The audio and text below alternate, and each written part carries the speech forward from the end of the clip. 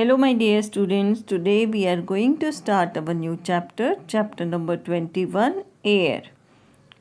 Air तो आपको मालूम है कि हमारे आसपास चारों तरफ क्या होती है, air. So in this chapter we have to learn about air. हमें एयर के बारे में पढ़ना है. Look at this picture. यहाँ पर एक पिक्चर देखिए जिसमें कौन है, पापा है, एक बेटा है और एक बेटी है. और ये कहाँ घूम रहे हैं? अगर आप ध्यान से देखिए तो आपको दिखेगा ये तीनों कहाँ घूम रहे हैं. ये घूम रहे हैं पार्क में. ठीक है. Look papa, there is no air today. उनमें से जो बॉय है वो बोलता है कि पापा देखो आज बिल्कुल भी हवा नहीं है. The leaves are not moving. ये जो पत्ते हैं ये बिल्कुल भी नहीं हिल रहे हैं. देखो यहाँ पर दिख रहा है आपको, पत्ते हिलते हुए नहीं दिख रहे. ठीक है. तो ये इसीलिए ये जो बेटा है या रोहन, ये अपने पापा को बोल रहा है कि पापा देखो आज बिल्कुल भी एयर नहीं है और ये जो लीव्स हैं ये बिल्कुल भी नहीं मूव कर रही हैं, हिल रही हैं. ठीक है. यहाँ मूविंग का मतलब हिलना. Rohan, air is always all around us. उसके पापा ने बोला कि Rohan, air is always all around us. जो एयर है, जो हवा है, वो हमारे चारों तरफ है. We feel it only when it moves. और हमें एयर कब पता चलती है? हम जब उसको फील करते हैं, जब हमें फील होता है तब हमें पता चलती है कि जो हवा है वो चल रही है, बह रही है. ठीक है. Yesterday the leaves were moving because it was windy. और कल जो पत्ते थे वो इसलिए मूव कर रहे थे क्योंकि कल का जो दिन था उस समय क्या हो रहा था, उस समय का जो वेदर था वो कैसा था, विंडी था. मतलब बहुत हवाएं चल रही थी. ठीक है. चलिए let's start the chapter. Air is all around us. जो एयर है वो हमारे चारों तरफ क्या हुआ है, फैला हुआ है. Moving air is called wind. और जो मूविंग एयर होती है, जो हवा बहती है, उसी को हम विंड बोलते हैं. When air blows gently it is called breeze. जब हवा बहुत धीमे से या जेंटली बहती है एक जगह से दूसरी जगह तो उसे हम क्या बोलते हैं, ब्रीज बोलते हैं. जब बहुत तेज़ी से बहती है तो उसे विंड बोलते हैं. ठीक है. तो अगर आप देखें, आप जिस भी रूम में बैठे हैं आपके चारों तरफ आपको कुछ नहीं दिख रहा पर एयर आपके चारों तरफ है. अभी विंटर चल रहा था तो विंटर में आपने देखा आप फैन बंद करते हैं, एसी नहीं चलाते हैं. पर आप उस रूम में जब बगैर फ़ैन और एसी के बैठते हैं तो आपको क्या मूवमेंट दिखता है कि आपके कर्टेन हिल रहे हैं या फिर आपके कुछ पेपर हिल रहे हैं? नहीं हिल रहे हैं. पर इसका मतलब ये नहीं कि उस रूम में एयर नहीं है. एयर हर जगह पे है. चाहे वो ठंडी का मौसम हो, गर्मी हो, तूफ़ान आ रहा हो, हर जगह एयर आपको मिलेगी. भले आप विंटर में फ़ैन नहीं ऑन करते, आपको किसी कपड़ों का, पर्दों का या फिर पेपर का मूवमेंट नहीं दिखता, हिलने डुलने का मूवमेंट नहीं दिखता, पर इसका मतलब ये नहीं है कि उस रूम में एयर नहीं है. एयर उस रूम में पूरी तरीके से भरी होती है, तभी तो हम ब्रीथ कर पाते हैं. हम हर मोमेंट, हर सेकंड सांस लेते हैं और छोड़ते हैं ना, तो वो कहाँ से लेते हैं? वो जो एयर है उसमें जो ऑक्सीजन प्रेजेंट होती है उसी को हम इनहेल करते हैं, इनटेक करते हैं. ठीक है. तो एयर हमारे चारों तरफ है. और जो मूविंग एयर होती है, जो एक जगह से दूसरी जगह हवा बहती है, और जब हवा बहती है और हमें दिखाई देता है कि हमारे कपड़े उड़ रहे हैं और या पत्ते हिल रहे हैं, तो उसी को हम विंड बोलते हैं. ठीक है. When air blows gently. जब आराम से हवा चलती है और हमें क्या लगती है, वो हवा बहुत अच्छी लगती है, उसको हम बोलते हैं breeze. When wind blows very fast. और जब हवा बहुत तेज़ी से बहती है, it is called a storm. तो हम उसे क्या बोलते हैं, स्टॉर्म बोलते हैं, तूफान बोलते हैं. ठीक है. Air has speed. एयर में क्या होती है, एयर में स्पीड होती है. Strong wind has a very high speed. जो सबसे स्ट्रॉन्ग विंड होती है, जो बहुत तेज़ी से हवाएं चलती हैं, उनकी स्पीड बहुत ज़्यादा होती है. आपने देखा होगा जो समुद्र के किनारे जो तूफ़ान आता है तो बोलते हैं ना कि हवा की जो बहुत स्ट्रॉन्ग विंड आने वाली है जिसकी 180 किलोमीटर पर आवर की स्पीड होगी. मतलब बहुत तेज़ हवा जब बहती है और वो क्या करती है, उसकी स्पीड बहुत ज़्यादा तेज़ हो जाती है और वो स्टॉर्म लेके आती है. तो एयर की भी अपनी स्पीड होती है. It can change the direction of things like kites, balloons and smoke that come in its way. और एयर की जो स्पीड होती है वो इतनी तेज़ होती है कि वो अगर कुछ चीज़ें जैसे हवा में काइट उड़ती है, पतंग उड़ाते हैं हम, बलून हैं, या फिर धुआं है जो फैक्ट्रीज से आते हैं, उनकी भी डायरेक्शन को वो चेंज कर देता है। मतलब एयर जो है, एयर में स्पीड होती है। ठीक है। नाउ फैक्टांट, very strong wind is called gale. जो बहुत तेज हवा होती है उसे हम बोलते हैं गेल। याद रखिएगा, very strong wind is called gale, GALE, gale. ठीक है। Next is air has direction. Air जो है वो डायरेक्शन शो करती है आप लोगों को डायरेक्शन शो? हाँ करती है। कैसे करती है? जब हम पतंग उड़ाते हैं तो जब पतंग अगर आप हवा के अपोजिट डायरेक्शन में उड़ाओ तो वो नहीं उड़ेगी। ठीक है। और जब जिस जगह पे हवा चल रही है उस डायरेक्शन में आप उड़ाएंगे तो वो पतंग उड़ेगी और वो आपको डायरेक्शन शो करेगी। Air always blows in a direction. हवा जो होती है वो पर्टिकुलर डायरेक्शन में बहती है।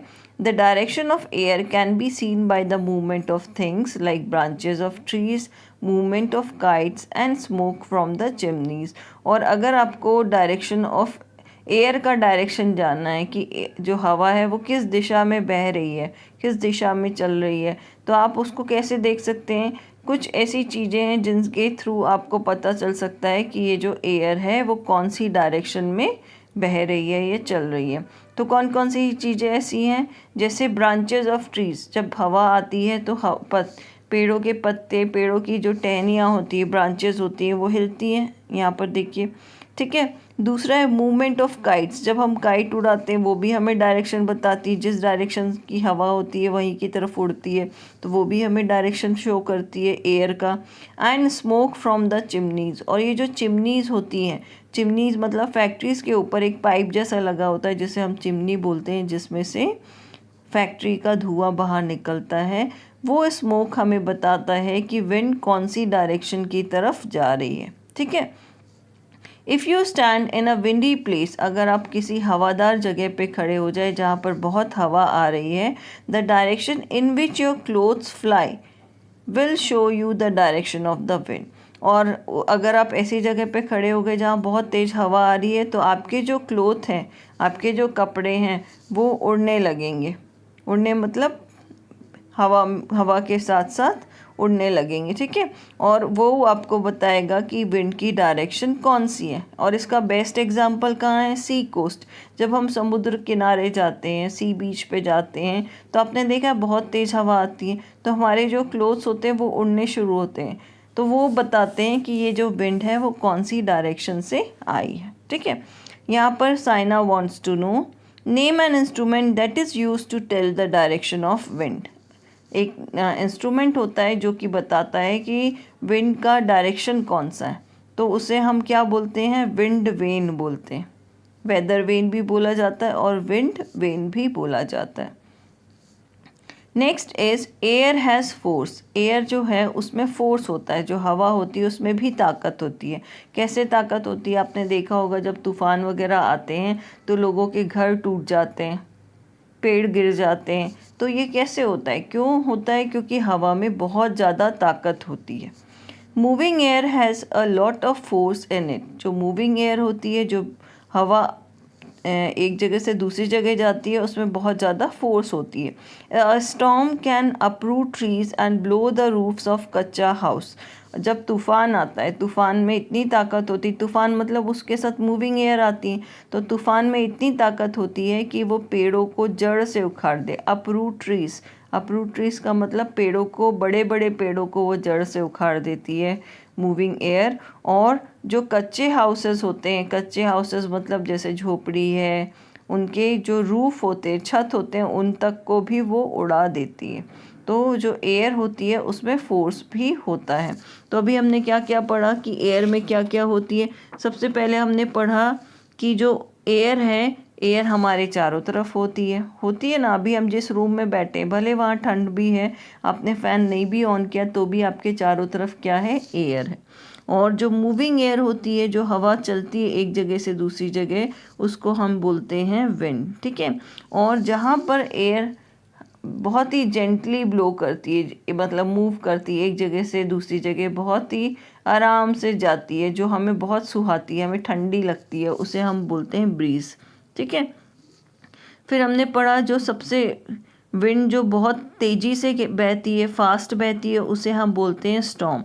अब हमने पढ़ा था कि एयर जो है, एयर की स्पीड होती है, फिर एयर की डायरेक्शन हमें शो करती है, एयर हमें फोर्स भी बताती है कि एयर के पास फोर्स है। चलिए अब फन टाइम में कंप्लीट द फ्लो चार्ट। अब हमें ये कंप्लीट करना है फ्लो चार्ट को। मूविंग एयर को क्या क्या कहा जाता है?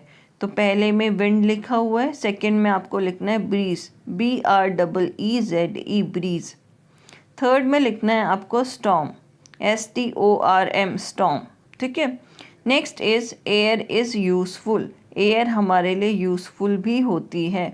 मूविंग एयर और wind help us in many ways. जो मूविंग एयर होती है, बहती हुई हवा, एक जगह से दूसरी जगह जो हवा जाती है, उसे वो हमारे लिए बहुत सारे तरीके से हेल्पफुल होती है। Wind moves the blades of a wind मिल। देखो ये विंड मिल है, ये क्या है? ये विंड मिल है। और ये विंड मिल के जो ब्लेड्स होते हैं 1 2 3 4, इनको मूव करने में कौन हेल्प करता है? विंड हेल्प करती है, हवा हेल्प करती है। A wind mill helps to produce electricity and draw water from Wales.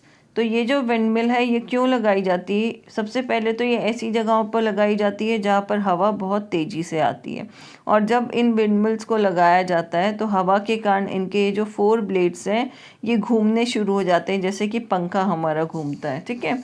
और जैसे जैसे ये पंखा इनके विंड मिल के ब्लेड्स घूमने शुरू होते हैं, ये इलेक्ट्रिसिटी प्रोड्यूस करने का काम करता है। नीचे एक मशीन लगाई जाती है जो कि हवा की ताकत से, ठीक है, विंड एनर्जी से इलेक्ट्रिसिटी को बनाते हैं, बिजली बनाते हैं।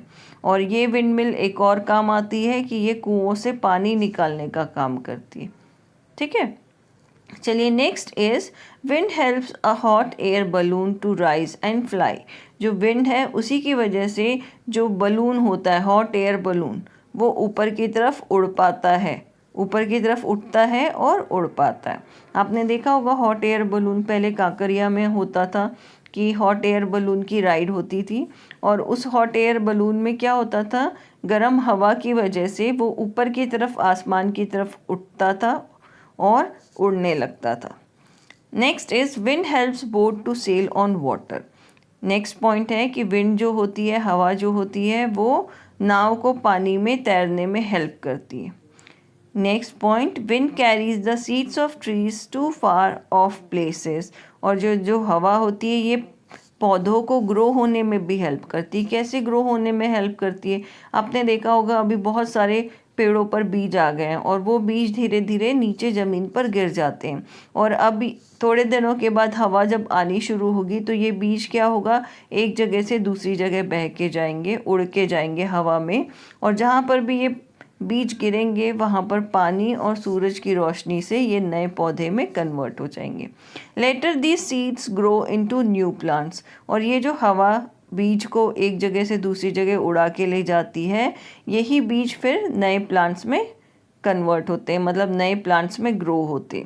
Wind helps clothes to dry faster. जब हवा तेज होती है तो आपके जो क्लोथ्स होते हैं, जो धुले हुए कपड़े हैं, वो बहुत जल्दी सूख जाते हैं। ठीक है। Wind helps kites to fly. Wind की वजह से ही आपकी जो काइट होती है, आपकी जो पतंग होती है, वो उड़ती है। क्लियर हुआ? चलिए next is clean air. Clean air मतलब साफ हवा।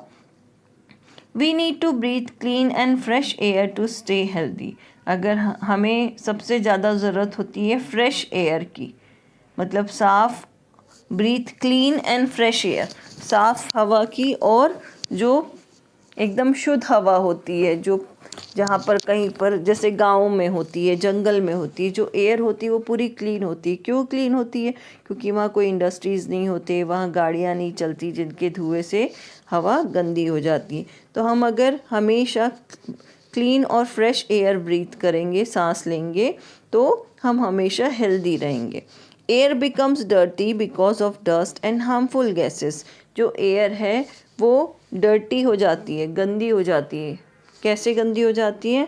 डस्ट और हार्मफुल गैसेस से। जो मिट्टी होती है, मिट्टी जब हवा में घुल जाती है, मिल जाती है, उसकी वजह से, और जो हार्मफुल गैसेस होती हैं कोई भी चीज़ जलाने की वजह से, वो हवा में मिक्स हो जाती है और उस एयर को वो डर्टी गंदा बना देती है। These gases come from smoke of things like vehicles, factories and crackers. और ये जो गैसेस हैं, जो हार्मफुल गैसेस हैं, जो एयर के साथ मिल जाती है, वो कैसे मिलती है? व्हीकल्स से। व्हीकल्स मतलब जो गाड़ियों का धुआं होता है, वो धुआं एयर में मिल जाता है। फैक्ट्री से जो धुआं निकलता है वो भी एयर से मिल जाता है। और जो क्रैकर्स, हम पटाखे जलाते हैं, उनका धुआं भी जब एयर में मिल जाता है तो क्या होता है? हार्मफुल गैसेस एयर के साथ मिलके एयर को डर्टी बना देती, गंदा बना देती।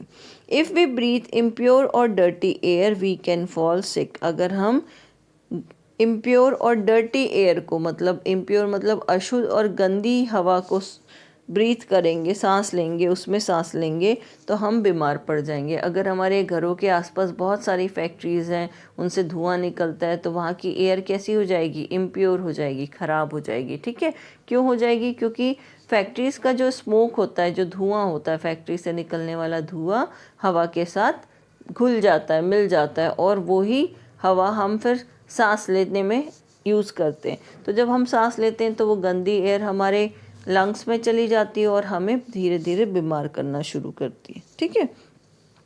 Plants keep air fresh and clean. और प्लांट्स जो होते हैं, पेड़ पौधे जो होते हैं, आपने टीवी में देखा होगा ना कि बहुत लोग बोलते हैं कि प्लांट्स उगाना चाहिए, प्लांट्स को ग्रो करना चाहिए, पेड़ों को लगाना चाहिए। तो ये इसलिए बोला जाता है क्योंकि जो प्लांट्स हैं वो हमें हमेशा फ्रेश और क्लीन एयर देते हैं। ठीक है। We should grow more plants around us to remain healthy. और अगर हमें बहुत हेल्दी रहना है तो हमें अपने आसपास बहुत सारे प्लांट्स को लगाना चाहिए। ठीक है। Why should grandma ask why should we not light crackers. हमें क्रैकर्स क्यों नहीं जलाने चाहिए, हमें पटाखे क्यों नहीं जलाने चाहिए?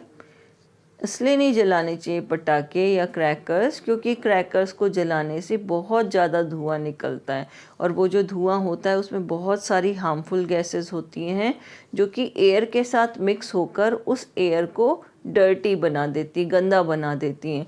और वो अगर एयर हम ब्रीथ करेंगे तो हम क्या हो जाएंगे? बीमार पड़ जाएंगे। इसलिए हमें पटाखों को नहीं जलाना चाहिए।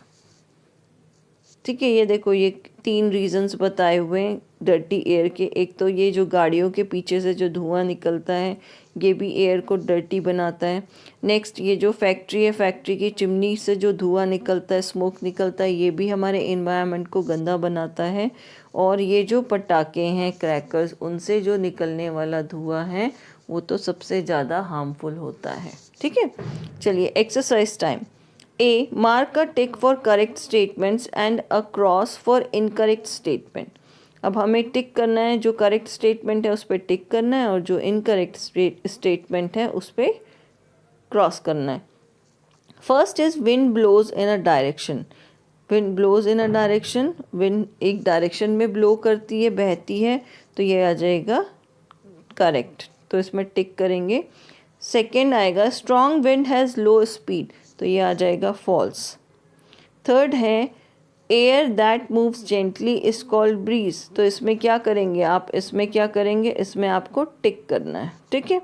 Fourth is a storm is always harmless. Storm जो होता है वो हमेशा हार्मलेस होता है, तो ये क्या हो जाएगा? क्रॉस आएगा, ये इनकरेक्ट स्टेटमेंट है, तो यहाँ पर आप इसको फॉल्स कर देंगे। क्लियर हुआ? चलिए नेक्स्ट है हमारा कंप्लीट द फ्लो चार्ट। अब कंप्लीट द फ्लो चार्ट में यूजेस ऑफ विंड लिखा हुआ है। ठीक है, तो फर्स्ट लिखा हुआ है सेलिंग बोट्स, सेकेंड है ग्रोइंग न्यू प्लांट्स, और थर्ड फ्लाइंग काइट्स। अब डर्टी एयर जो होती है, डर्टी एयर कैसे होती है? पहला लिखा हुआ है स्मोक फ्रॉम व्हीकल्स, दूसरा लिखा हुआ है फैक्ट्रीज, और तीसरा लिखा हुआ है क्रैकर्स। ठीक है, now seek answer the following questions. First दिया हुआ है when do we feel air, तो आंसर आएगा we feel air only when it moves. ठीक है। Question number 2, how do we know the direction of the wind? We know the direction of wind by movement of kites, branches of trees and smoke from the chimneys. Next, question number 3 is what happens if we breathe in dirty air? Answer is if we breathe in dirty air we can fall sick. Now question number 4 is why should we grow plants around us. Answer आ जाएगा we should grow plants around us to remain healthy. So this chapter has been finished. I will send the PDF for exercise. Okay, exercise के लिए मैं आपको PDF भेज दूँगी और आप उसको अपनी नोटबुक में लिख लीजिएगा. Okay, that's all.